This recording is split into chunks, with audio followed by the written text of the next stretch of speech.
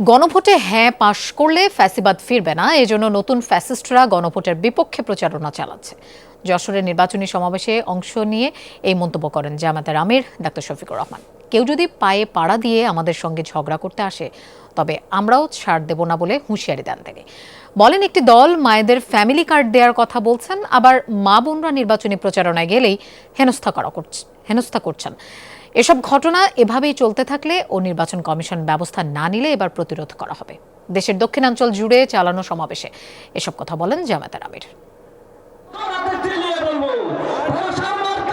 নির্বাচনী প্রচারণার ষষ্ঠ দিনে দেশের দক্ষিণ পশ্চিমাঞ্চল জুড়ে পথসভা ও জনসভায় অংশ নিচ্ছেন জামাত আমির ডাক্তার শফিকুর রহমান। দিনের শুরুতেই যশোর ঈদগাহ মাঠের জনসভায় অংশ নেন তিনি। জনসভায় জামাতের সেক্রেটারি জেনারেল অধ্যাপক মিয়া গোলাম পরোয়ার বলেন, একটি অপশক্তি জুলাই সনদ বাস্তবায়ন না করে আবারও দুর্নীতি অপশাসন ফিরিয়ে আনতে গণভোটে না এর পক্ষে ক্যাম্পেইন করছে। গণভোটে নাতে ভোট দেওয়ার জন্য ভিতরে ভিতরে ক্যাম্পেইন করছে। আমরা গণভোটে সবাই হা বলবো, হাতে ভোট দাও, আমাদের দুর্নীতির বিরুদ্ধে ভোট দেওয়া। জনসভায় প্রধান অতিথির বক্তব্যে জামাত আমির বলেন, একটি দল মহিলাদের হাতে ফ্যামিলি কার্ড দেওয়ার কথা বলে আবার মা বোনদের গায়ে হাত দিয়ে হেনস্থাও করছে। তাই তারা যতই প্রলোভন দেখাক, তাদের কাছে মা বোনেরা নিরাপদ নয়।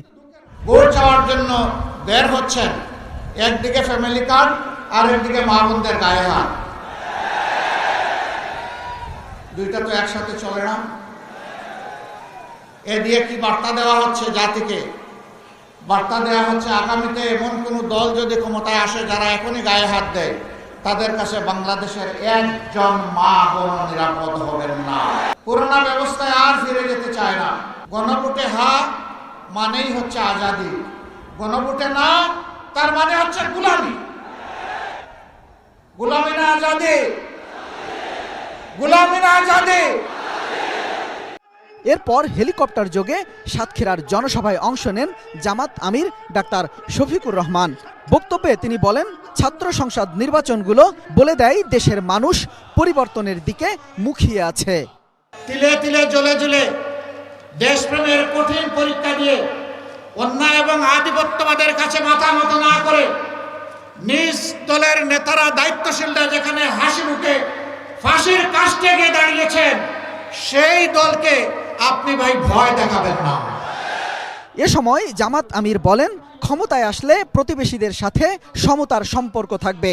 প্রভু হিসেবে কাউকে সুযোগ দেবে না জামাত। অবহেলিত দক্ষিণাঞ্চলের সড়ক উন্নয়ন, বিশুদ্ধ পানি সরবরাহ ও বন্ধ হওয়া কলকারখানা চালু সহ নানা প্রতিশ্রুতিতে নির্বাচনী প্রচারণা চালাচ্ছেন জামাত আমির ডাক্তার শফিকুর রহমান।